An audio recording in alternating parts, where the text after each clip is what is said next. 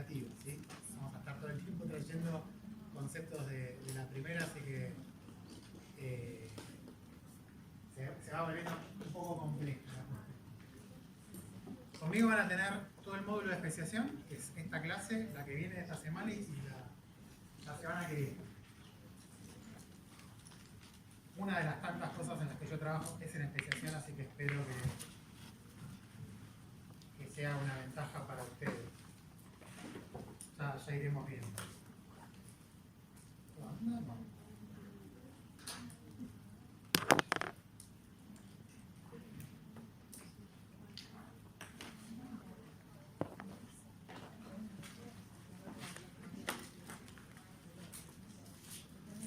Vamos a hablar más que de lo que yo voy a dar cátedra, así que los escucho. ¿Qué es una especie? Claro, vamos a estudiar especiación, que es básicamente como el proceso que produce especies. ¿Pero qué es una especie? Conjunto de individuos que si se reproducen entre sí pueden dejar descendencia fértil. Ok. Ahí me corte. Eso es una especie. Sí. Bien. Se reproducen entre sí. Y si no se reproducen entre sí, un individuo asexual. Entonces pues, lo podrá pensar como que se originan a partir de un mismo evento. ¿De qué? O sea, de la divergencia, de un evento de divergencia a partir de un ancestro común. Sí. Cada grupo que se origina de eso, Sí. cada uno en especie. Si lo veo de ese Bien. lado. Pero digo, un individuo un microorganismo que se reproduce asexualmente, nunca conoció el amor. Claro, pero digo, ¿Es una especie ese individuo? No, bueno, el conjunto, bueno, sí, no sé. No sé, pregunto, ¿eh? No, Para que lo sí. pensemos, no estoy tomando examen, pensémoslo. No, sí. No, por eso pensé la otra definición más como en el lado de la evolución. Sí. O sea, el grupo a partir de un ancestro común. Pero ahí me estás dando medio como una regla para identificar una especie. O sea, ¿qué organismos acorralo bajo un grupo? ¿Pero qué es una especie? No se hablen, chicos. ¿Viste? Ese es lo malo de arrancar.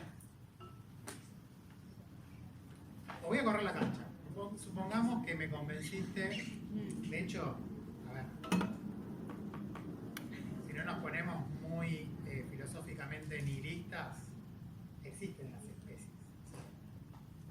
El pasto está vivo, nosotros también no somos pastos. O sea, mínimo ya viendo por la ventana, en el mundo natural hay pastos y nosotros, y no somos lo mismo. Podríamos decir nosotros somos una especie, el pasto es una especie, ¿no? Así como bien básico. Entonces la pregunta es ¿por qué? ¿Por qué hay especies? ¿Por qué hay pastos y humanos? Pero el tema es como es, vos estáis poniendo dos casos de extremos, el tema es como el gris, ¿no? No se piensa eso, como, quizás hay cosas distintas, como cuando vas muy cerca a veces es difícil decir cuál es la línea, como cuando existen esas especies, como, eso no es una duda. Claro, ¿qué hacemos con las gradaciones también? Claro. Sí, sí. Todavía no contestamos ninguna de estas dos, ya nos metimos en gradaciones, pero... Porque hay diferencias en material genético que haya distintos organismos tan distintos. Claro. Sí, es una... Vamos a empezar a pensar eso. Genéticamente hay cosas muy distintas, que pueden ser, como dice él, que es una exageración, pero cosas claramente distintas, y también hay una diferenciación genética, vamos a poner los términos que vos trajiste, que puede ser más sutil. Entonces, la pregunta creo que está dando vueltas es, ¿siempre vamos a poder ver especies, o hay especies obvias y otras menos obvias? ¿Qué hacemos con los casos menos obvios? ¿Por qué existen las especies? Quizás parte de la respuesta es por qué hay diferenciación genética. Entonces uno se tendría que preguntar por qué hay diferenciación genética. Por aislamiento reproductivo. Ese es el concepto que yo uso para hablar de las especies, pero digo, ¿eso es una consecuencia de la diferenciación genética? ¿Es una causa? O sea, ¿por qué hay aislamiento reproductivo tenemos diferenciación genética? Puede ser porque hay ambientes diferentes. Porque hay- Ambientes diferentes. ¿Y eso que provoca? Como hay entonces hay diferentes. Es medio selección natural, pero como que hay diferentes Pongamos la selección natural si la necesitamos. como variaciones genéticas que otorgan una ventaja objetiva en ese ambiente, entonces como que se seleccionan y por eso vas teniendo diferencias genéticas en ambientes distintos. Como que en este Claro, caso hay entonces- cosas de ambiente. Podríamos pensar que existen cosas distintas y especies distintas porque ambientes distintos han moldeado esa diversidad genética en cosas distintas. ¿No? Estoy tratando como de agarrar todos los elementos y esas cosas distintas ahora, por ejemplo, una de las cosas que pueden tener es aislamiento reproductivo. Podría pasar, ¿no? Igual en este silencio, y creo que cada uno de sus mentes también está todo el tiempo como pensando contra ejemplos. Y está en la sensación, siento que están como pisando un fino hielo que en cualquier momento piensan que les voy a reflujar con algo. Piensen que nosotros estamos acá haciendo una carrera de biología en parte porque hubo un fulano hace 200 años que escribió un libro fundacional de la biología moderna que aclamaba en uno de los clickbaits más antiguos y horrendos, iba a explicar el origen de las especies. Carlitos Darwin, si hay algo que casi no hizo en ese libro, fue darnos la explicación de por qué había distintas especies. Si no lo leyeron, se los spoileo. Y desde esa época hasta ahora estamos todo el tiempo preguntándonos qué es una especie y por qué existen las especies. Vamos a ir viendo todas estas clases. O sea, no hay una respuesta obvia. ¿Sí? Pero es algo súper fundamental de nuestro laburo. ¿Alguno está haciendo la tesis en algún lado? ¿Sí? ¿Con qué trabajas? Con pasto y con papel. Hermoso. ¿Con alguna especie en particular? Estoy trabajando con un tipo de pasto que se llama Tuca. Las bacterias que son aisladas del pasto que trabajo en la laboratorio. Festuca es el género. Y me toca eliminar. Bien. Con esa especie trabajas. ¿Cómo sabes que es esa especie? Esta es las semillas las proveen ya identificadas. ¿Quién te las provee? O sea, ¿dónde está tu tranquilidad? Son semillas que ya usan para trabajar en la agricultura, para pastura, entonces ya Están súper controladas. Bien, hay como un catálogo, un sello de calidad de organismos agronómicos y todo que te están sí, diciendo. las bacterias no, las bacterias no están identificadas. Ok. ¿Alguna más? ¿Alguna? ¿Un lado? ¿Nadie? ¿Son manos de obra desocupadas? Ah, Estoy en dos unos en el laboratorio de mosquitos, bien. uno de Aedes aegypti, y por el otro también estoy haciendo una pasantía en el museo sobre la edición tecnológica sobre moscas, Bien. ¿Qué grupo más? que se llaman lipoides el género. ¿Y qué haces ahí? Las identifico, o sea, tienen una colección, tienen un referente, me encargo justamente de ir y pasar. Decir cuáles son las especies. Sí, bueno, Maravilloso, teníamos acá la respuesta. más una clave que lleva hace mucho tiempo. Una clave dicotómica de. ¿Y qué le ves? ¿Qué estudias? Las cosas que quieren, tanto la forma, ¿Lupa? la que nos va a quedar así, todo por lupa. Le contás los pelos, la forma de. Sí, la forma de saber qué la forma de la parte. cabeza, claro, también identifico el género, qué sexo pertenece, si son machos o hembras. Ah, esa no nos estamos preguntando de los sexos, pero. sí, Y después decir qué especies son. sí, Con la clave dicotómica. claro, lo paso por la base de datos. ¿Y las reproducís entre sí? No, porque no es tan viva. Y tenemos un caso. Están a punto de no vivir a un mosquito. ¿Qué especie es? Probablemente algo así. Dáselo a él.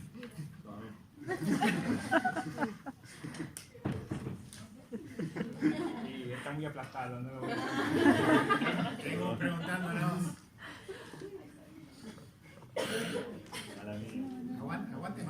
poquitos, ¿eh? No, Sí, no. Ese nivel de hipismo todavía no llegamos.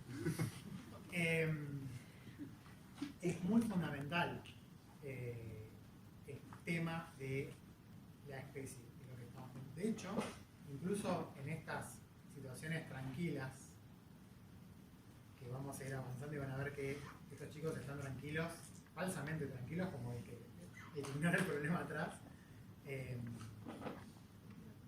un tema fundamental el de la especie, ¿sí? Entonces por eso hay mucho interés y de hecho hay una discusión hasta casi filosófica de cómo resolver estas preguntas. Así que puede ser que se ponga un poco espesa la trama. Igual, muy bien, o sea, son los pilares fundamentales de la biología, estar tranquilos identificando especies. A mí me pasó, por ejemplo, durante el doctorado, trabajaba con unas especies que había una que recién se habían identificado como una especie distinta a la otra en los 80. Yo hice el doctorado mucho después, para la pero la bibliografía que yo tenía del grupo de moscas también iba hasta los años 20. Y la especie, una de las especies del grupo la identificaron en los 80. Entonces, ¿qué pasaba? Había un montón de cuestiones que yo iba a los papers y me nombraban una especie, pero yo no sabía, porque eran papers de los 70, principios de los 80, 50, 60, yo no sabía de qué especie me estaban hablando. Porque yo sabía que después se había descubierto que parte de esa especie que tenía un solo nombre eran en realidad dos. En realidad era un complejo de 7 especies. O sea, peor todavía. Entonces todo el tiempo estaba el juego de ver de qué año era el paper y entonces ahí tener que pensar dónde habían ido a buscar, si estaba el dato de esas moscas, para saber ahora por la distribución de dónde están las especies, decir, ah, no, estos españoles me estaban hablando de fulanita, pero en realidad ya sabemos que es otra especie. ¿Cuándo estaba el dato? Y hay un montón de papers que es como, no sé qué hacer con esto, no lo voy a incluir en mis estudios, porque los tipos tenían las moscas en el laboratorio, le hicieron cosas, pero no sabemos qué especie es. Y en algunos temas era muy relevante saber qué especie era. ¿Se entiende? Entonces, hay una necesidad muy importante de saber básicamente con qué contamos. Saber, primero preguntarnos qué son las especies, pero si existen las especies o no también es otra discusión que podemos tener. Pero los que damos por sentado que las especies existen, está el ansia, sí, la necesidad casi de que podamos ser capaces de identificarlas. O sea, no importa solo con saber si existen o no, sino ser capaces de, sin ninguna duda, si nos llegan organismos, saber de qué estamos hablando.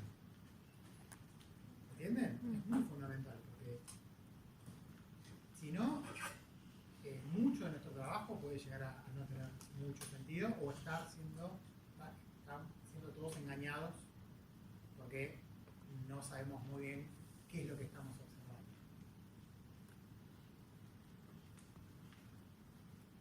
Banana me boicoteó, me dijo esto anda, no anda nada.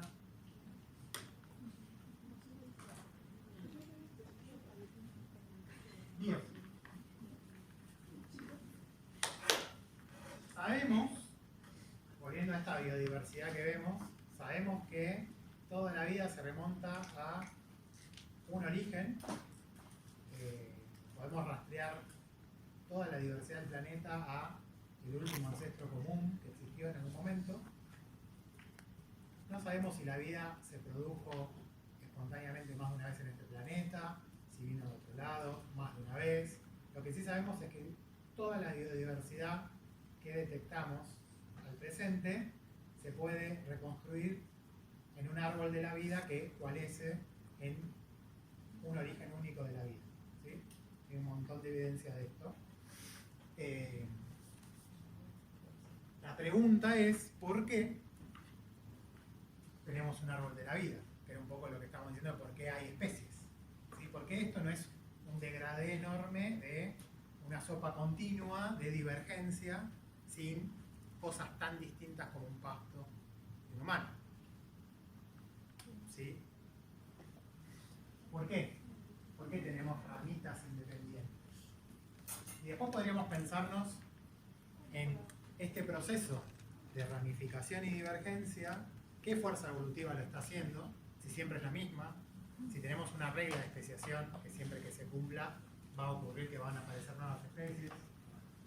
Y cuando vean macroevolución, van a ver que también en estos términos podemos pensar si hay grupos que tienen alguna capacidad intrínseca que hace que sean más especiogénicos y puedan a lo largo del tiempo producir más especies que otros grupos, o si hay situaciones ambientales que provocan que hayan en alguna situación geográfica o temporal más especies que en otros momentos o lugares. Darwin llamaba a esto, a la pregunta de cómo se originan las especies, el misterio de los misterios, ¿no? Un poco también, me imagino que para ponerle un poco de pimienta al libro. Bueno, todas estas cosas vamos a estar discutiéndolas. Y esto un poco salió con algunos de ustedes en la clase de consulta, que le preguntaban a Tubá y salió lo de la genealogía, filogenia, o sea, los que estaban, si se acuerdan. La especiación, el momento que nosotros vamos a ver de especiación, es un poco tramposo para estudiarle, para aprenderla, porque va a necesitar que ustedes estén todo el tiempo como pensando en un par de escalas distintas, tanto temporales como geográficas como genéticas, ¿sí? ¿A qué me refiero con eso? Si hay un proceso de especiación, algo que era una cosa se vuelve dos, ¿no? Más lento o más rápido. Pero esto, que es un proceso evolutivo, por definición, porque es evolutivo, la unidad de tiempo y de cambio es generaciones. Tienen que pasar generaciones. Entonces, si, menos mal que es un celular en una granada. Si pasan generaciones, el píxel, ¿sí? la unidad que podemos estar viendo si hacemos zoom, son las relaciones, ¿se acuerdan de coalescencia de individuos que se reproducen, generación tras generación? Y esas relaciones de ancestro-descendiente y de reproducción, nosotros hablábamos de que teníamos genealogías, ¿se acuerdan? Sí, yo no apunto eso, porque Tubaro no dijo del primer día que no se puede estudiar genealogía. A nivel de la filogenia. Ah, pero en esta escala sí. Ah, ok. Nosotros estamos en la especiación. De hecho, en este momento de ahí, si vos solo estudiaras estos momentos y quisieras hacer una filogenia, probablemente antes te pegás un tiro que resolvés una filogenia. Ahora después vamos a ver. Pero esta parte crucial, que es el momento, después vamos a ver cuánto es esta parte crucial, ¿no? Cuánto tiempo lleva. Pero en este momento en donde un linaje que se viene reproduciendo, un grupo de individuos, poblaciones que son la misma especie, se vienen reproduciendo y terminan siendo dos cosas distintas, porque se reproducen distintas entre sí, porque tienen la genitalia totalmente distinta, ya decir que son dos especies de, por lo que sea, ese proceso en donde lo que es una cosa termina en dos, lo que sí hay sin interrupción es reproducción y paso de generaciones, como pasaba en el linaje. O sea, eso sigue estando, no hay una extinción de nada. O sea, el linaje sigue. Lo que pasa con el linaje es que diverge en lo que van a ser dos especies. ¿Sí? Entonces, ese momento nosotros tenemos una genealogía que de alguna manera se vuelve dos genealogías independientes, que con el paso del tiempo se van a volver tan diferentes, van a evolucionar de manera tan distinta entre sí, que para nosotros después se podría llegar a volver algo tan obvio como que un pasto y nosotros no somos la misma cosa. ¿Sí? Pero ahora es obvio, en el 2024, pero si vamos el suficientemente el tiempo atrás, nuestro linaje y el del pasto coalescen en algo que en algún momento, si lo hubieran estudiado, no sabrían muy bien cuántos linajes están viendo. Que nosotros a futuro sabemos que terminan dando a nosotros y a los pastos. Así con cada uno de los linajes. todos nosotros en algún momento, si vamos para atrás, somos linajes que nos vamos juntando con otros y llegamos al ancestro común. Parece una obviedad, pero si realmente aceptan ese concepto, es una locura, casi al avatar, de que todos somos la misma biosfera. Pero es eso. O sea, realmente es impresionante cómo la vida en la Tierra generó tal diversidad a partir de algo que era una sola cosa en algún momento. Pero este proceso que se está dando todo el tiempo,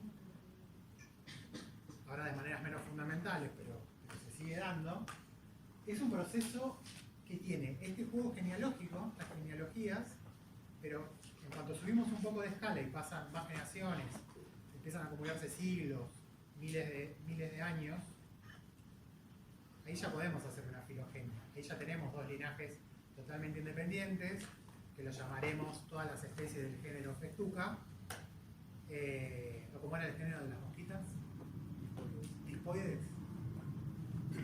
Y tendremos entonces linajes independientes y podríamos hacer una filogenia. ¿Sí? Ahí no está lo genealógico. A nivel de las filogenias nos perdimos esta historia. Pero esta historia es muy relevante, es la que tenemos que tener en la cabeza, porque durante esta historia, en este lapso de poblaciones reproduciéndose en el tiempo, generaciones pasando, es donde ocurre el proceso de especiación. ¿Se entiende? Lo que pasa es que extrapolado es un proceso que va a terminar en dos especies distintas.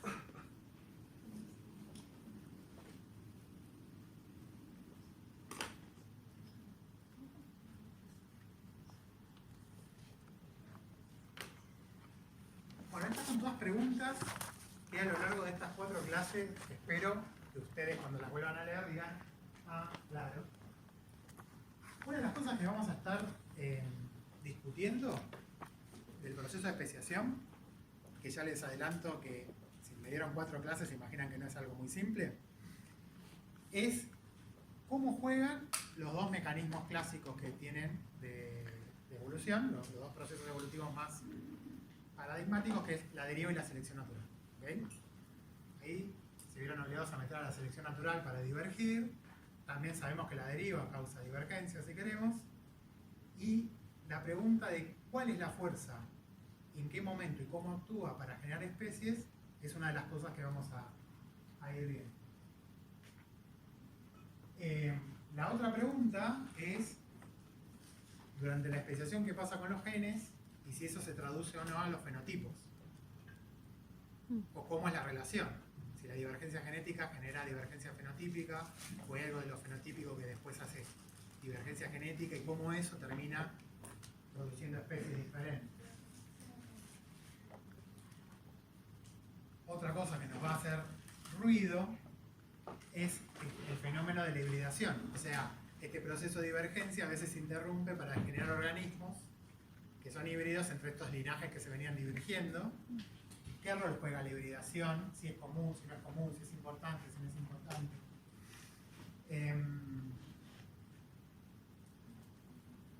Vamos a ver que la evolución y la divergencia genética trae consecuencias fisiológicas que a veces se ven como problemas, sobre todo en los híbridos, y vamos a ver eso, qué rol juega para algunas situaciones de la especiación. Y después, la última parte, si quieren es un poco lo más moderno, yo se lo adelanto, es el final de todo, pero se los adelanto.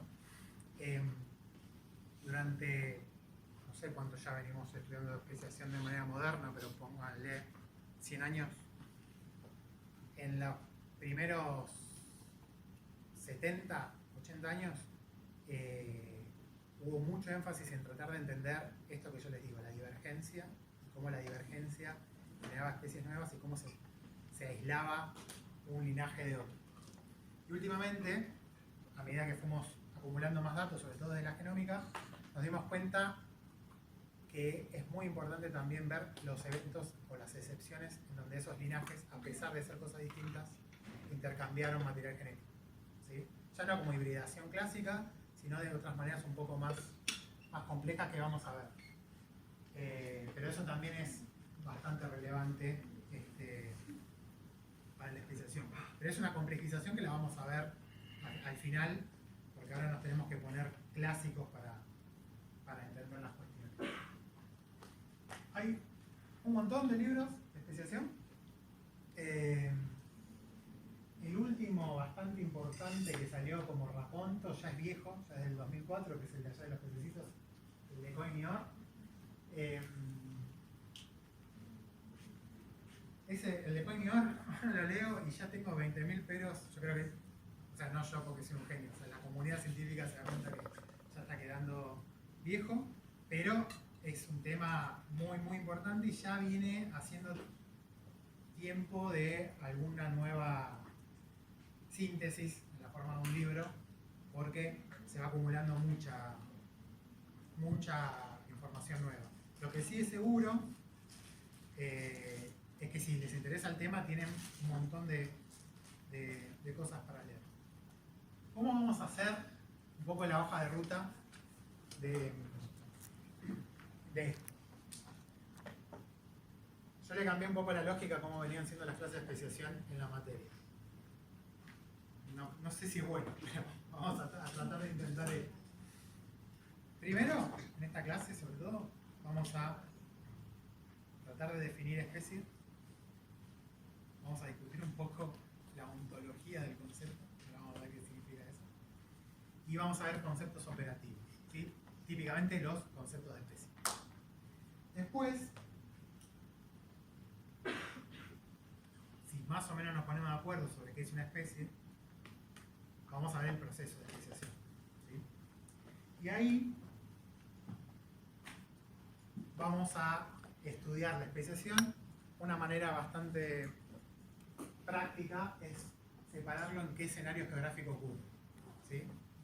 Básicamente, si las especies, lo que era una sola cosa, se vuelven dos, porque están distanciadas y aisladas, porque están en un continuo que fuerza los extremos a cosas distintas, porque hay un grupito que se separa y evoluciona muy rápido, o en una población, lo que era una sola cosa, evoluciona a dos. Todos los escenarios geográficos. Distanciados y cada vez menos distanciados, hasta que básicamente las especies, vamos a discutir si pueden o no aparecer en el seno de la misma población. Y lo que me interesa, y este es un juego que les los llamo a ustedes a que me ayuden y vamos a lo largo de las clases viendo si esto queda claro o no. Tranquilamente esta diapo la voy a poner al final de todo para ver si funciona de síntesis. Es para cada escenario ver qué factores intrínsecos, ¿qué me refiero con intrínsecos? Propiedades biológicas propias de los organismos que estudiamos, genéticas, demográficas, dispersivas, reproductivas, qué factores intrínsecos juegan con esos escenarios, haciendo que la especiación sea más o menos probable, y qué factores extrínsecos a los organismos juegan, ¿ok? Ya les adelanto, esto trabaja de una manera compleja y en algunos casos es más fácil, menos fácil, pero digamos, no hay una sola manera de que exista un proceso de especiación. ¿Okay? Casi que cada evento de especiación que ocurrió es casi una anécdota, en el sentido de la cantidad de elementos que ocurrieron probablemente para que surgieran dos nuevas especies. Muchos son tan propios de esa situación que se volvería casi una anécdota. Por suerte, tenemos generalizaciones, ¿no? Para hacer y podemos ver cómo actúan los organismos. Pero digo, no hay una manera sencilla de que ocurra un proceso de especiación. Hay algunas sencillas, pero digo, no únicas, ¿sí? No es que la especiación se da así. Entonces está bueno que veamos todos los casos, ¿sí?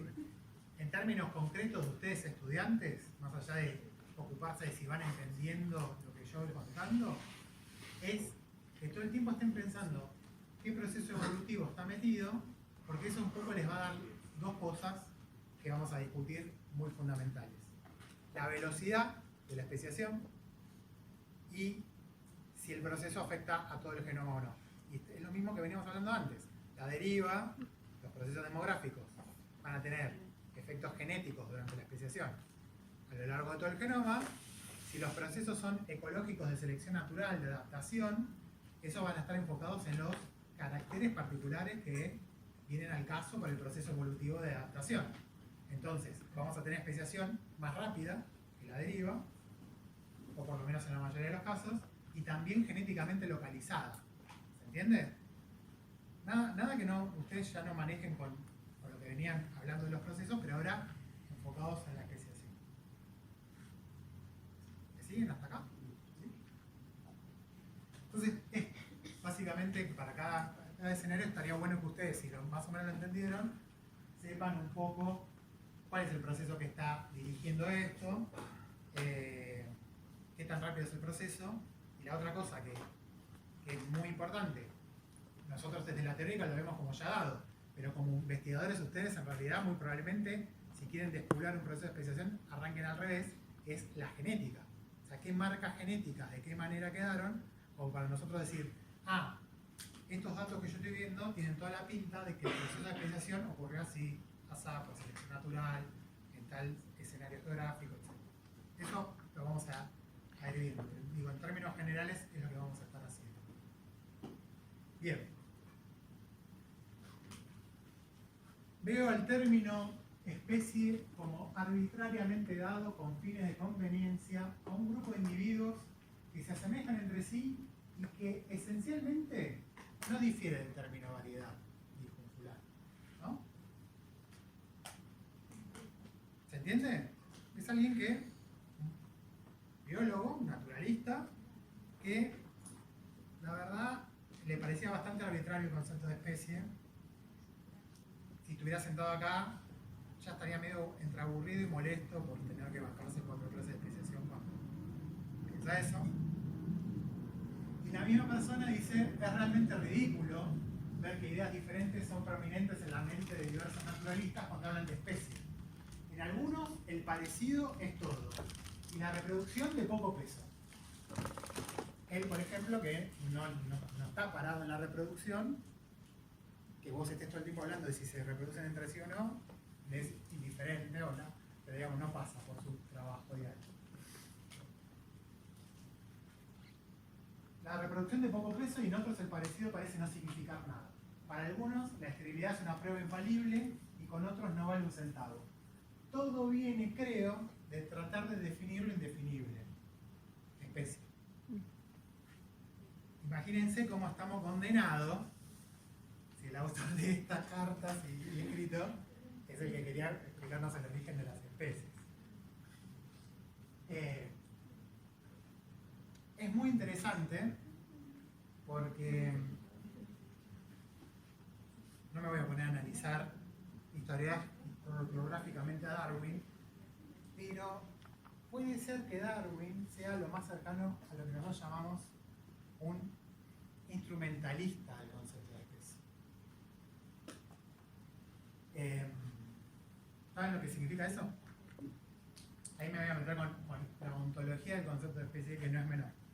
Vamos a hablar de filosofía, chicos, pero créanme que lo necesitamos. Brevemente. Esto se convirtió en poco. Uno, genera todo el tiempo conceptos. Nosotros en ciencia tenemos conceptos, un montón de conceptos, que algunos, como silla, tienen un correlato material tan evidente que al que negara la existencia de una silla de nosotros, medio que por consenso lo trataríamos de que algo mal tiene, porque es obvio que esto es una silla, y si no nos cree la existencia de la silla, hasta se la podíamos tirar por la cabeza a ver si lo que parece que existe. Pero hay conceptos, como gen, como especie, que no los podemos señalar en la naturaleza. En todo caso, podemos tener aproximaciones, bueno, en física, ¿no? Lleno de conceptos que no son adquiribles directamente por nuestra experiencia personal o por los sentidos. ¿Okay? Entonces, ¿qué pasa? La ciencia, la física, esto hizo una locura, si quieren se los cuento, pero no me quiero ir por las ramas. La ciencia se divide en científicos que son, para esos conceptos, instrumentalistas o realistas. ¿Qué significa eso? Los instrumentalistas no se preguntan por la existencia real de esos conceptos. Los usan independientemente de si ese concepto existe o no. Entonces los modelos que tienen un modelo atómico, imagínense, o de campo, como hacen los físicos, que ahí lo sacamos bien del área esta para que se entienda. Cuando ponen los conceptos, un instrumentalista hace las mismas cuentas que un realista, que es la otra postura, y solo va a evaluar a la descripción científica, el valor de esos modelos por su capacidad de predecir fenómenos que sí se pueden observar. ¿Okay? Y no se pregunta por la existencia de esos conceptos a los que no puede alcanzar. En biología puede pasar lo mismo. Nosotros podemos tener una teoría de cómo es la herencia genética y ser totalmente instrumentalistas con los genes. No importa si existen o no los genes, si no los podemos definir, si son variables, si en realidad nunca podríamos, porque están en distintos lados, por lo que sea. Pero la teoría genética funciona. Nosotros podemos predecir cómo se comporta la herencia de los rasgos y qué sé yo. Uno es instrumentalista. Ahora, los realistas, cuando trabajan con los mismos conceptos, no se conforman con que funcione el modelo, sino que están convencidos de que los conceptos que están poniendo, por más que no se puedan adquirir por la experiencia propia, existen. ¿Se entiende? No da lo mismo. En la física, los instrumentalistas ganaron en un montón de conceptos que se dejaron de preguntar si eran reales o no, y si mientras funcionaron y tuvieron las descripciones, se dejaron de preguntar si existían. Eso, pragmáticamente, no significa nada, no pasa nada, o sea, se sigue teniendo éxito técnico, por así decirlo. Pero filosóficamente es un montón. O sea, y acá a ustedes les puede importar o no esto que acabo de decir, pero no es menor pensar que uno está trabajando, generando conceptos que describen el mundo, por más que uno no pueda acceder a ellos, o decir, no, bueno, esto es un instrumento con una practicidad, con una capacidad de predicción, no me importa si puse un concepto que no existe. Y ahora volvemos a las especies. ¿Okay? Uno puede estudiar especiación, puede estudiar divergencia, puede estudiar todo eso, y considerar, como Darwin, que en realidad no hay algo así como una especie, sino que quizás es una extrapolación de variedad, de esta variabilidad. O uno puede considerar que existe algo como una especie, por más que nos cueste observarlo. ¿Sí? ¿Me siguen hasta acá? Sí. Porque esto es un gran problema que se está resolviendo, creo, bastante bien recién en estos años. De hecho, cuando yo cursé, esto que lo estoy contando, no existía como discusión. Antes les digo con esto pendiente, ahora les voy a contar cómo medianamente resolver esto. Resolver esto de manera de trabajo. Cada uno de ustedes pueden ser, para este concepto y cualquiera de los otros, realista o instrumentalista, y es una postura filosófica, no pasa nada. Todos estamos con las mismas reglas y cuestiones. Sí se va a volver importante para macroevolución. Yo no sé, tu paro le va a dar macroevolución. Yo no sé cuál es su postura filosófica, pero en macroevolución, si vos no sos realista con las especies, no puedes hacer macroevolución de verdad. Esa es una locura. O sea, hay un campo de una disciplina de la biología evolutiva que no tendrías que ejercerla si no sos realista con las especies, porque vas a estar, son tus unidades de trabajo y lo que evoluciona.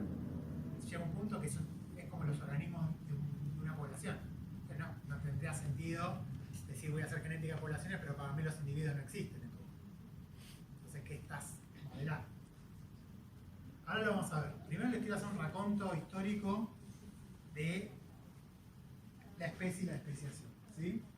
Siglo XIX. Darwin, Wallace, vieron un poco de historia, vamos a parar, ¿no? Bien. Tenemos los conceptos de selección natural y ancestralidad común, como grandes hitos.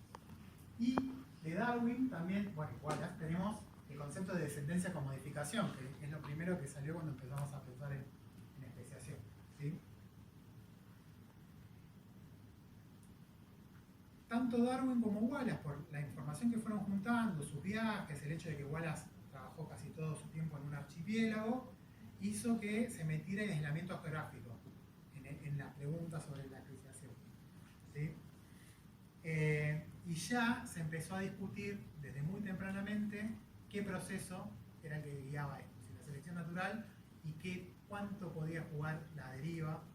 No pensaba en esos términos primero, ¿no? Faltaba todavía desarrollar la genética en poblaciones, pero el azar en estas cuestiones. Tenemos la interrupción del darwinismo durante un tiempo, ¿se acuerdan? ¿Lo vieron con Alex? Darwin queda medio como olvidado, se descubre la teoría genética de la herencia, aparecen por ejemplo los mutacionistas y a principios del siglo XX se entendía mucho de la evolución solo guiado por las mutaciones, como que las mutaciones solas ya generaban evolución y novedades. Y de eso, llevado a la especiación, está por ejemplo los conceptos de monstruos esperanzados de Berkeley, lo que venía de antes, en donde las mutaciones propias, por ocurrir una mutación, uno podía llegar a tener una especie nueva. ¿Sí? Una mutación tan tremenda que generaba una novedad que, si tenía suerte, ese monstruo, si estaba esperanzado y ganaba la lotería, podía llegar a ser una novedad que persistiera como una especie nueva. También del mutacionismo empezamos a tener muchas de las reglas de herencia, empezaron a hibridar y se empezaron a ver cosas como las que vamos a ver, que la regla de Haldane, ¿la conocen? ¿No? ¿No les suena? La regla de Haldane dice que cuando hay hibridación, si solo un sexo es el que va a tener problemas fisiológicos, comportamentales, lo que sea, va a ser el heterogametismo. Y cuando hay hibridación y los híbridos tienen problemas, los que suelen tener mayores problemas de viabilidad o de esterilidad es el heterogametismo. O sea, típicamente los machos en los mamíferos, las hembras en las aves y en las mariposas y así. ¿Se entiende? Después lo vamos a ver la regla, pero básicamente el sexo heterogamético es el que tiene problemas de hibridación. Entonces se empezó a ver ese tipo de cosas. Y desde esa época ya se empieza a pensar teorías genéticas, por ejemplo la despistásis, para explicar por qué había aislamiento reproductivo y por qué no cualquier cosa se podía cruzar con cualquier cosa.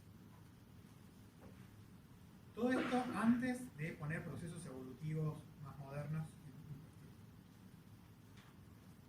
A partir de los años 20 está la primera fase de la síntesis moderna, o sea, la genética de poblaciones, el darwinismo confluyen, tenemos la biología moderna evolutiva, todo el mundo maravillado, y desde la genética de poblaciones se empieza a pensar que la especiación podría ser tranquilamente una extrapolación de los procesos evolutivos que uno veía dentro de las poblaciones. O sea, la genética de poblaciones extrapolada podía llegar a darnos las reglas de la especiación. ¿Ok? Típicamente es una reversión de Darwin de descendencia con modificación, pero ahora sí, por selección natural y con las reglas, digamos, de divergencia. Para la segunda parte de la síntesis moderna se acumula un montón de información y ahí aparecen dos grosos de ese momento que consolidan a la disciplina. Uno es Dobzhansky, el famoso de nada tiene sentido en biología si no es a la luz de la evolución, y el otro es Mayer, ¿sí? Dobzhansky va a poner modelos genéticos concretos que todavía manejamos para explicar cómo se originan las especies, y Mayer va a tomar eso y va a darnos un montón de ejemplos y un modelo de especiación que va a ser un poco, primero, siempre como todo, la síntesis moderna quedó como lo intuitivo, lo básico para entender los procesos. Y Mayer nos da un modelo geográfico de especiación, que es el alopátrico, o sea que las especies típicamente se generan porque quedan poblaciones aisladas, y un concepto de especie particular con el que trabajamos, que fue el primero que surgió, el concepto biológico, que que las especies nosotros las reconocemos como esos individuos que se pueden reproducir entre sí y no con otro grupo. ¿Ok? O sea que para la síntesis moderna, la especiación era un fenómeno que ocurría en alopatría. Uno parándose para ver ese proceso se paraba en el concepto biológico de especie, porque lo que pasaba era que aparecía aislamiento reproductivo, y la genética de eso también viene dada de esa época por Dobzhansky, ¿sí? Es un modelo que vamos a ver también, que se llama modelo de Dobzhansky-Müller, que básicamente era cómo podemos explicar eso, cómo en alopatría, algo que era lo mismo, se vuelven dos especies distintas. Perdón, entonces Mayer es el que propone el modelo alopátrico, pero se basa... Agarrando el modelo genético que Dobzhansky... Era todo un diálogo, ¿no? Entre ellos. Pero digamos, la síntesis moderna ahí consolida un modelo de especiación clásico que es, usando el concepto biológico de especie y Dobzhansky-Müller para explicar la divergencia genética, te explico cómo en alopatría las especies surgen. Ahora, todo esto lo vamos a ver, pero digo, en ese momento se consolida lo que vamos a pensar como el modelo clásico de especiación. ¿Okay? Yo les marco ahí concepto biológico de especie porque, si les adelanto, hay más de un concepto de especie. De hecho, lo estuvimos medio discutiendo acá. Y hay más de un modelo geográfico, que también se los adelanté. Pero esto va a quedar como, no sé cómo decirlo, como el status quo, ¿sí? como lo más probable. Y empieza una discusión muy interesante, porque todos, imagínense toda esta generación como directores de tesis, pero esto es real, ¿eh? La generación que ellos formaron, ahora lo vamos a ver, revolucionaron esto. Pusieron otro modelo de especiación, otra genética, todos cambiaron. Y es hermosa esa época porque se mataban entre padres académicos y hijos académicos, porque hubo mucha discusión sobre cuántos genes cambian durante el proceso de especiación, cuánto flujo génico yo puedo permitir en el modelo para que haya especiación. El flujo génico, si el flujo génico es abundante, en realidad no puede haber divergencia, ¿no? El modelo alopátrico lo primero que hacía era interrumpir el flujo génico. Entonces armaron discusiones de, bueno, esto siempre puede ser así o no.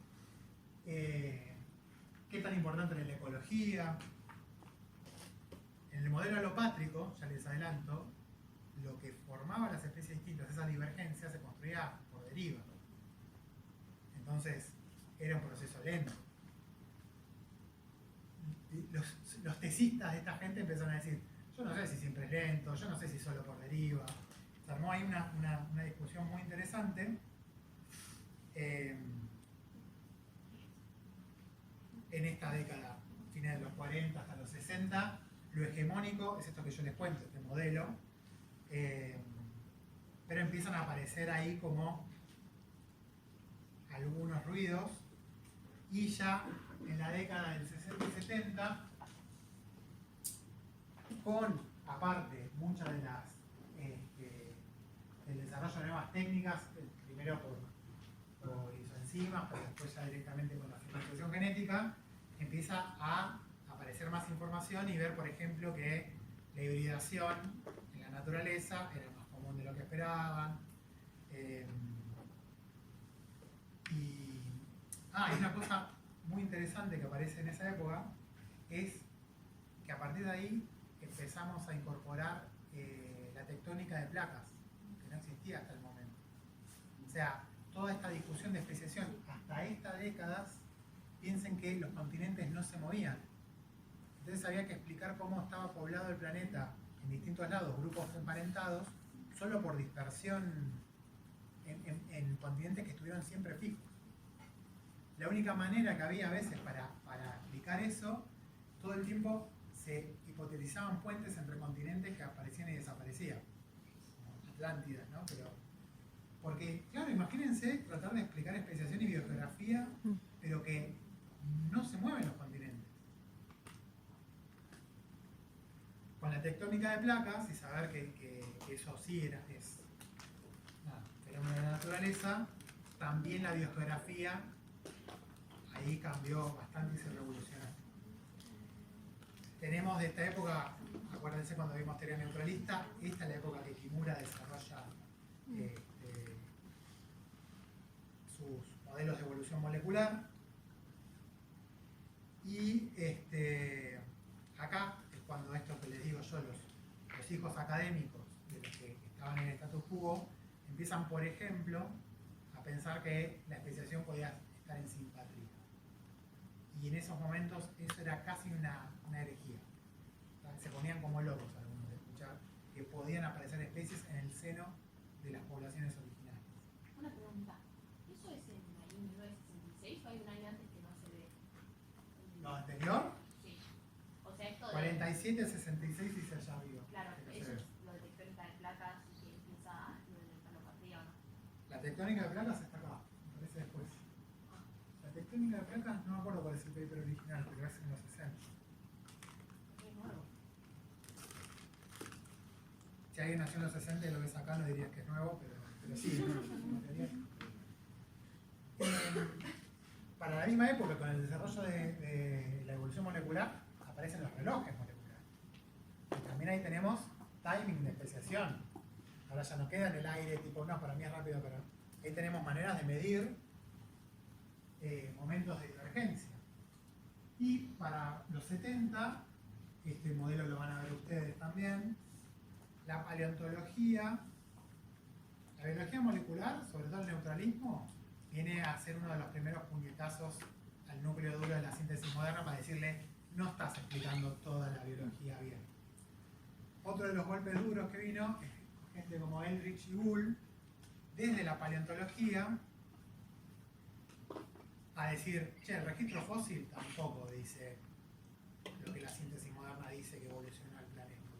El registro fósil plantea otras cosas, ¿no? Ellos proponen, por ejemplo, la teoría de los equilibrios puntuados, que lo van a ver también en macro, pero básicamente empieza a haber ahí un montón de evidencia para complejizar los modelos de especiación, ¿sí? Eso es lo que les quiero transmitir. Desde los 70 a los 90, cada vez más información genética. Empezamos a tener ya directamente secuencias completas de ADN. Y empiezan a aparecer cosas raras que vamos a discutir, pero entre otras cosas aparece la filogeografía, en donde ahora tenemos las filogenias combinadas con el lugar geográfico en donde están cada una de las especies. Dado que tenemos relojes moleculares, el timing, empiezan a pensarse entonces en qué momento no solo surgieron y divergieron, sino en qué momento pudieron haber pasado o no a los distintos lugares que están ocupando ahora. ¿Por qué es importante eso? Porque parte de la especiación ocurre en algún escenario geográfico. Y si nosotros vemos dos especies ahora, dos especies hermanas en el mismo lugar, están en el mismo lugar ahora, pero no sabemos si eso fue que especiaron alopátricamente y ahora se juntaron, o que hubo una especiación simpátrica y están las dos en el lugar donde se originaron. Digamos, las situaciones actuales no nos dicen nada de cómo fue la especiación, pero este tipo de cuestiones empezaban a darnos información sobre eso. Y la otra cosa que empezó a ser mucho más accesible es hacer cuestiones como los de Tajima, por ejemplo, y empezar a estudiar genes particulares. Y entonces, para aquellos que decían que la selección natural era importante, empezaron a poder ver si había genes de especiación, genes importantes en ese proceso de divergencia, guiados por selección natural, que no tenía nada que ver la deriva para explicar por qué aparecían las especies. Y desde los 90, vamos a redondear en este siglo, que es el siglo de la genómica y la posgenómica, le agregamos un montón de complejidad a esto. Ahora manejamos un montón de escenarios geográficos, sabemos que hay más de un mecanismo evolutivo metido. Se complejizó tanto lo que entendemos que es una especie como cómo se originan, y aparecieron estas cosas que yo les decía que lo vamos a ver al final, que básicamente, con todo el genoma podemos ver qué partes del genoma divergieron del otro linaje y en qué momento.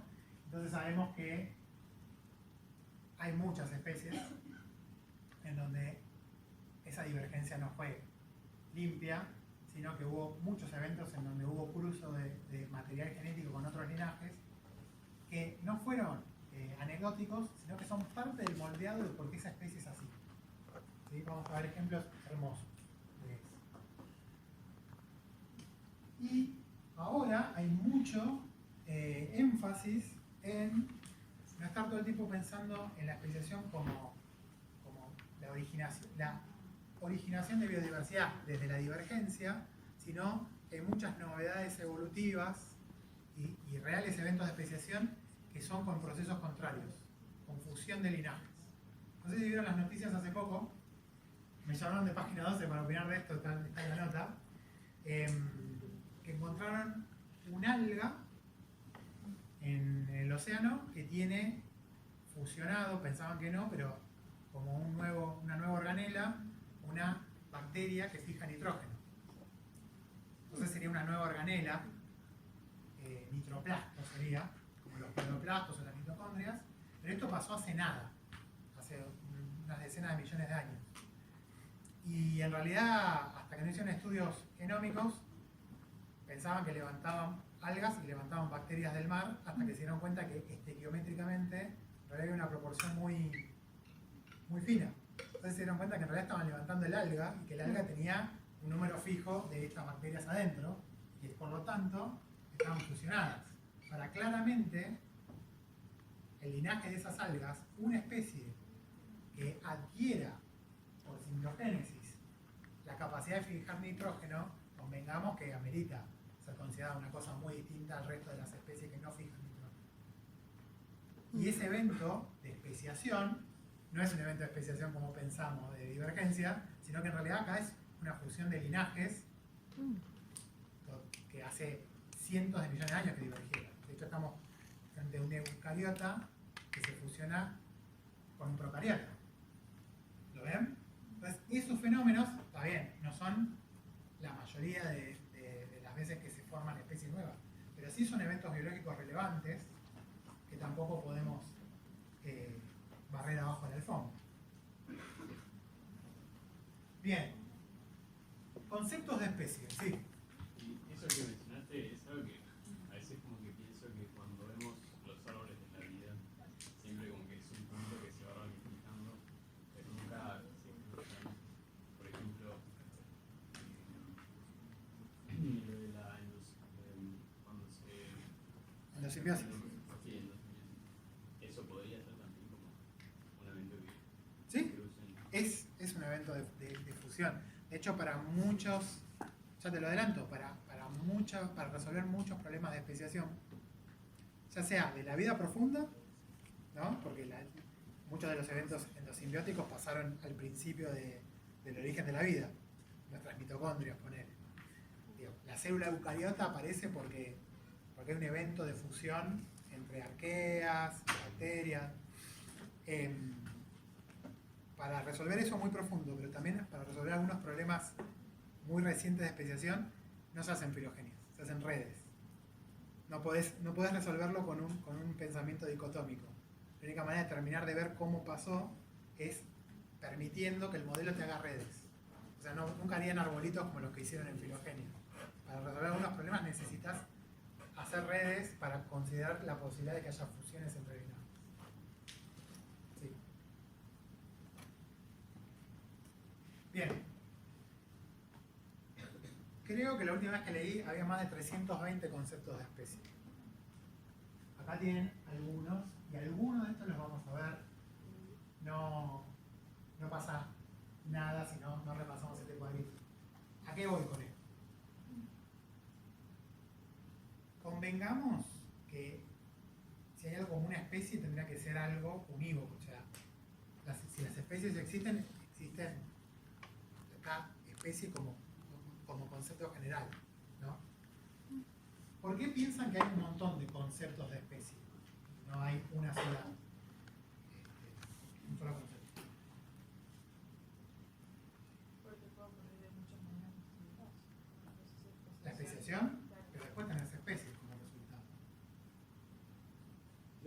enfoque de cada disciplina, como que quizás analizas cosas tan distintas que usar el mismo concepto que otra disciplina a vos te hace, o sea, es medio ridículo porque, o sea, con las herramientas que las cosas vos mirás, el concepto de especie tenés que darle una nueva definición para poder trabajar. Sí. Algo un poco más operativo, como no sé. Esa es la palabra.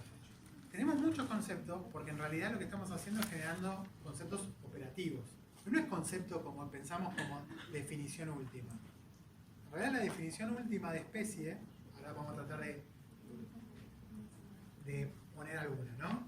Pero esa tendría que ser casi un concepto platónico, ¿no? Algo perfecto ahí, único, y en todo caso, esos conceptos operativos que tenemos son intentos de nosotros identificar eso en nuestros estudios. Entonces, si tienen reproducción sexual, quizás podría haber aislamiento reproductivo, pero incluso si tienen reproducción sexual, pero están en un frasco de formol, quizás tendría que tener otra operación porque no los puedo reproducir entre sí, ni hablar si los saco del registro fósil, si son asexuales. Ese es el tema. Todos tratan de hacer un concepto, mucha gente hubo mucho esfuerzo en generar conceptos operativos. Ese no fue el problema. Está buenísimo tener conceptos operativos porque me permiten hacer experimentos. El tema es que si ustedes se ponen a leer la literatura, cada uno que acuñaba un concepto operativo lo vendía como el concepto de especie a usar. ¿Se imaginan que a las 3 horas de sacar el paper ya tenías gente escribiendo que no les servía el concepto que habían inventado? Yo la verdad que no entiendo a veces los egos, pero bueno, uno va a haber mucha discusión sobre qué concepto de especie es más válido que otro, y rápidamente hay un grupo de investigadores en biología que se dan cuenta que ese concepto, por más lindo que sea, no es aplicable, ¿no? Pero también eso trae un problema, quizás no en el día a día de cada uno de ustedes, pero como biólogos evolutivos hay un problema porque si nosotros queremos hacer generalizaciones de la especiación, tendría que ser un poco independiente del concepto que trabajamos. O sea, tendría que ser también un proceso universal. Y ahí empieza a ser muy difícil porque había alguien que decía, yo digo especie y todos estamos de acuerdo que entendemos a qué vamos, hasta que decimos, bueno, pero vos qué pensás que es una especie. Y ahí ya enseguida se arma la diferencia. Y muchas veces en las discusiones todos hablan de especie hasta que uno tiene que definirlo y te das cuenta que cada uno está pensando en una cosa distinta, o por lo menos no está teniendo en cuenta las mismas propiedades que uno está hablando. Judy Hay, en un paper que ya tiene sus años, abordó esto que les estoy contando de una manera muy linda. Si quieren, léanlo. En una época se daba esto en la materia. Tiene muchos ejemplos que ustedes lo van a ver en la teórica, en los TPs, así que está bueno. Se pone a resolver se pone a tratar de resolver por qué coexisten tantos conceptos de especie y la gente se está matando con el problema de la especie. Ahí no se ve, pero el nombre completo del paper es The Mind of the Species Problem, o sea, la mente del problema de especies. Hice un juego de palabras y ahora van a ver por qué. Trata de resolver por qué tenemos este problema para definir una especie. Y reflexiona sobre algo que es un poco lo que estábamos hablando, que es, primero y principal, que especie, nuestra palabra especie es una categoría mental. Todos compartimos. O sea, en sus mentes hay una categoría mental que es especie. ¿Estamos de acuerdo? Está bien, no la trajimos de nacimiento, pero la hemos incorporado. Pero esa categoría mental nosotros la hemos creado como civilización, como especie, redundancia, porque en realidad aplica un patrón que nosotros observamos en la naturaleza. Yo levanté la vista y me di cuenta que hay humanos y hay pasto. Yo entiendo que son dos cosas distintas y puedo pensar en especies, ¿sí? De hecho, un montón de... Esto es un estudio que está hecho, está buenísimo. Hay estudios antropológicos hechos con tribus que no habían sido contactadas por el mundo moderno occidental, en donde le preguntaban, por ejemplo, en Papúa Nueva Guinea, ¿no? Iban caminando con la gente de las tribus, ornitólogos, y les preguntaban distintas aves. Cada aborigen tenía un nombre para cada una de las aves, y la concordancia entre los nombres distintos que tenía la ciencia moderna con los nombres que le daban los aborígenes era casi perfecta, era altísima. ¿Qué significa esto? Que las diferencias y las cosas que ameritaban que un científico, un ornitólogo, le pusiera nombres distintos a las especies, no responden solo a la ciencia, sino que es la ciencia poniendo un nombre a algo que ya es un patrón natural de los humanos, de decir, este pajarito no es este pajarito, ameritan nombres distintos. ¿Se entiende? Entonces, eso nos da, digamos, la evidencia de que es un patrón de la naturaleza un poco independiente de nuestra experiencia cultural, si quiere. Y eso también lo llamamos especies. O sea, tenemos ese patrón mental porque tenemos un patrón observado en la naturaleza. Y a este patrón, desde la ciencia, ahora sí, lo tenemos muy relacionado con los taxos, ¿sí? Con los taxones. Que básicamente, este concepto del taxón es la sumatoria de dos cosas. Nuestra capacidad de detectar el patrón, porque si no, no le pondríamos nombres distintos, y lo que nosotros entendemos que es ese patrón, que es el resultado de procesos evolutivos. Todo esto ya lo tuvimos en la charla al arrancar antes las diapos. Ustedes me hablaban de la divergencia, estábamos detectando un patrón, nadie me dijo, no, Nacho, un pasto y nosotros somos indistinguibles. Todos me dijeron, no, claro, un pasto, nosotros somos distintos. Y entendemos que hay una divergencia dado por procesos evolutivos. A esto también lo llamamos especies. ¿Estamos de acuerdo? Y desde la biología evolutiva, cuando hablamos de especies, por fuera de los conceptos, estamos pensando en un grupo evolutivo, en algo que se reproduzca o no, que tenga o no la misma morfología, en algo que viene evolucionando de manera independiente a otra cosa que viene evolucionando. ¿Está bien? Y este concepto, sí no lo podemos ver. Porque un grupo evolutivo, por definición, hoy por hoy, cualquier grupo evolutivo que pensemos está representado en poblaciones, que no las podemos ver todas al mismo tiempo.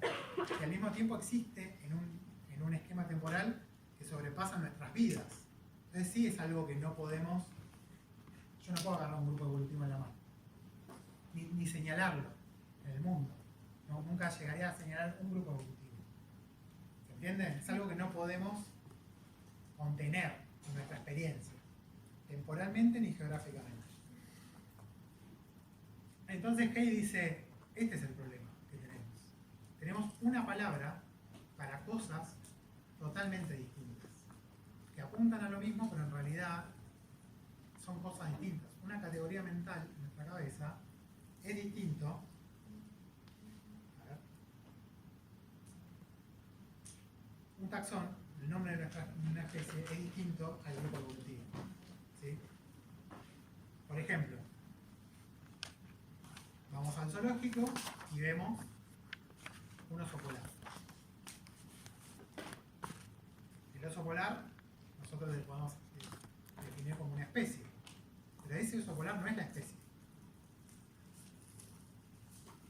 Representa la especie, pero no es la especie. Ni siquiera todos los osos polares del mundo actualmente son la especie, en sentido de el linaje evolutivo.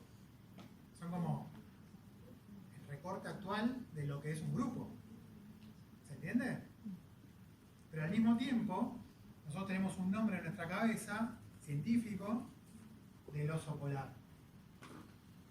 Y cuando hablamos de especiación, y cuando se pone a discutir la biología evolutiva de la especiación, tenemos esas cosas ambivalentes dando vuelta en la cabeza, que queremos que las dos cosas signifiquen lo mismo todo el tiempo. Y vamos a ver, con los distintos conceptos, que eso no puede pasar siempre. ¿Sí? Fíjense, bajo la misma palabra, por un lado tenemos llamamos especie un taxón en particular, que es un grupo natural, y lo podemos construir monofilético, si quieren, ¿ok? Que existe independientemente de las entidades individuales. De vuelta, perdón, me pongo cruel, voy al zoológico y mato al oso polar, no extinguí al taxón oso polar. ¿Sí? De hecho, incluso, si extinguiera a todos los osos polares del planeta, no extingo a ese grupo natural ahora, pero no lo borro de la existencia hacia atrás como si fuera Thanos. ¿Sí? El grupo natural es independiente de cada una de las entidades individuales. Ahora, solo taxones existen en la medida que nosotros los percibamos como que existen o que existieron. Porque el taxón es un concepto mental nuestro. Entonces no le vamos a poner un nombre a algo que no sabemos que existe. ¿Okay? Es entonces la confluencia entre nuestro lenguaje y nuestra observación del mundo natural. ¿Sí? Hay especies que son grupos evolutivos, en este momento existen, pero no son taxones, porque nosotros no sabemos que existen. ¿Entienden? Especies también son los grupos evolutivos, y esto es a donde apunta la biología evolutiva. Es una entidad discreta, espacio-temporalmente, sobre la que se puede accionar. Nosotros no, la naturaleza. O sea, a nosotros se nos escapa, porque el grupo evolutivo existe en una dimensión temporal y espacial superior a nosotros. ¿Sí? Está compuesta por entidades individuales que son sus partes, existen independientemente si lo percibimos o no, a eso vamos, ¿no? Pero la manera que tenemos nosotros de enterarnos que existen grupos evolutivos es a través de la ciencia.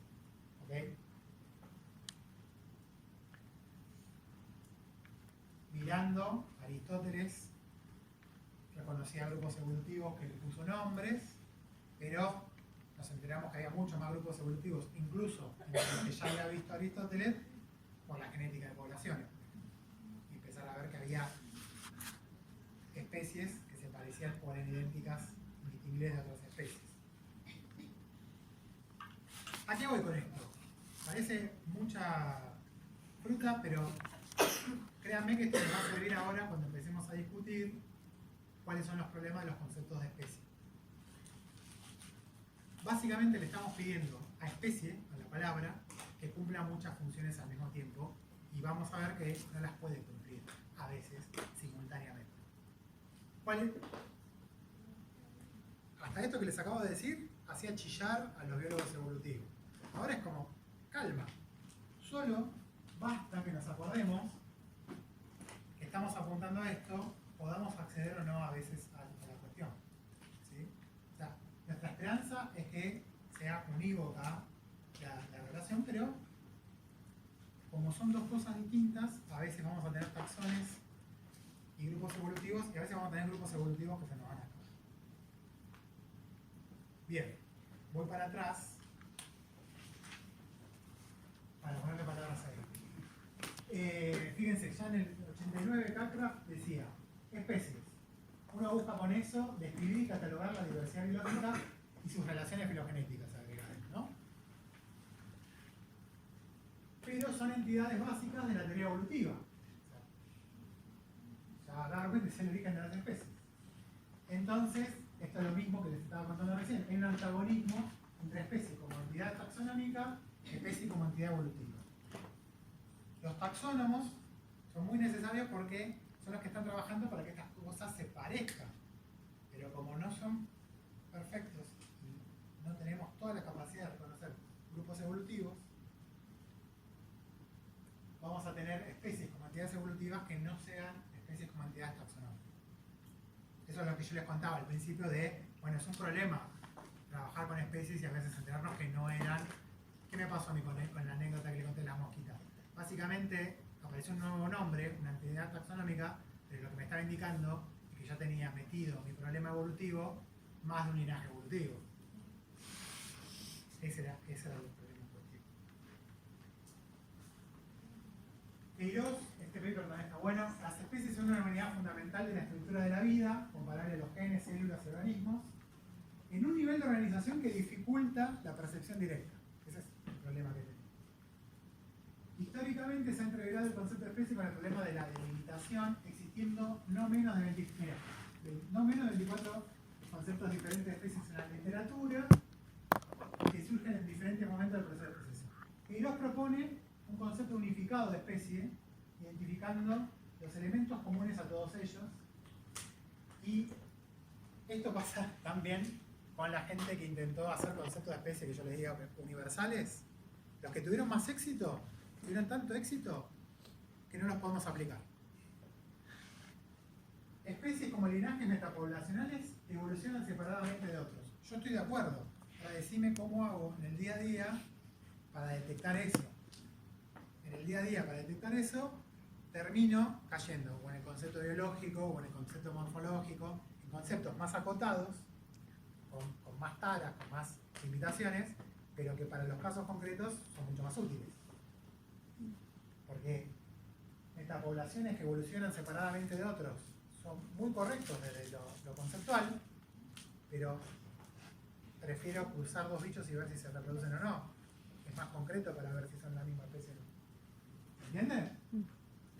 Ahora vamos a ver conceptos de especie y... Entonces seguimos teniendo el mismo problema de siempre. Tenemos una especie que termina en 2, ¿no? Y hay una zona que la llama zona gris, en el paper Queiroz, que ahora vamos a ver, depende, esto es concepto de especie, ¿no? 1, 2, 3, no importa cuáles son, pero cada concepto de especie va a ser capaz de detectar o decir esto es una especie, son dos especies distintas, en momentos diferentes de este proceso. Entonces también nos va a pasar eso, si no estamos estudiando la especiación y le estamos agarrando en la zona gris, cuando ya está terminado, nadie estudia la especiación de humanos y eso es un problema teórico, ni real. El tema, los grupos que están especiando, vamos a estar parados en la zona gris, entonces dependiendo qué concepto de especie vamos a agarrar, vamos a decir hay una especie o vamos a decir hay dos especies. ¿Es un problema? Sí es un problema, pero ustedes que van a manejar todos o muchos conceptos de especie, se van a dar cuenta que en todo caso están advertidos de qué están viendo y qué podría estar pasando, o por qué alguien podría llegar a otra conclusión. ¿Entienden? Básicamente porque uno puede estar mirando esto con distintos conceptos. ¿Me siguen? ¿Qué va?